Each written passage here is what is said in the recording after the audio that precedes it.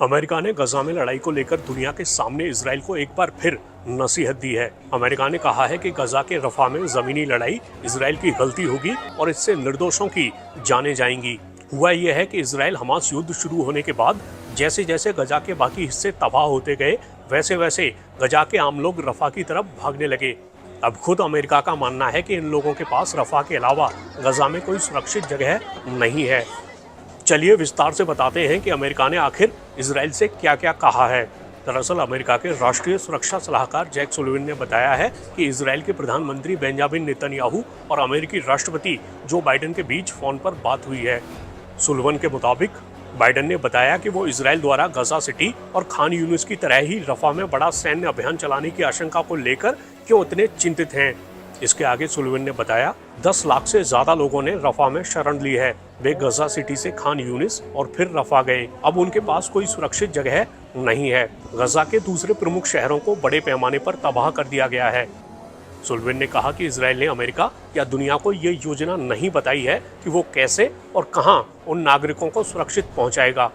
Sullivan ने कहा कि रफा मिस्र से गजा में मानवीय सहायता पहुंचाने का प्रमुख प्रवेश बिंदु है और अगर रफा में सैन्य अभियान चला तो ये बिंदु बंद हो जाएगा। अमेरिका ने कहा है कि हमास को रफा या कहीं और पनाह न दी जाए, लेकिन वहां एक बड़ा जमीनी अभियान चलाना गलती होगी। इससे बहुत सी निर्दोष जाने जाएंगी। पहले से ही गंभीर मानवीय संकट और बढ़ेगा।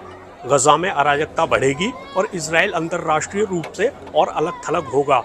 सुलिवन ने बताया कि बाइडेन और नेतन्याहू ने गजा में हमास और अन्य आतंकियों द्वारा बंधक बनाए गए लोगों की रिहाई के बदले में कई हफ्तों के लिए संघर्ष विराम को लेकर चल रही बातचीत पर भी चर्चा की। बाइडेन ने इजराइल की सुरक्षा सुनिश्चित करने के लिए अपनी अटूट प्रतिबद्धता दोहराई और कहा कि इजराइल को हमास पर हमले करने का अधिकार है, जिसने यहूदी लोगों पर भयानक हमला किया था। सुलिवन ने बताया कि नेतन्याहू रफा में हमास आतंकियों को निशाना बनाने के लिए किसी वैकल्पिक तरीके और जमीनी स्तर पर बड़ा हमला किए बगैर मिस्र गजा सीमा को सुरक्षित बनाने पर चर्चा करने के लिए इजरायली अधिकारियों का एक दल वॉशिंगटन भेजने पर भी राजी हो गए हैं। गजा में युद्ध के बीच बहुत से लोग बेघर हो गए हैं। इन लोगों के सामने खाने का बड़ा संकट भी खड़ा हो गया है।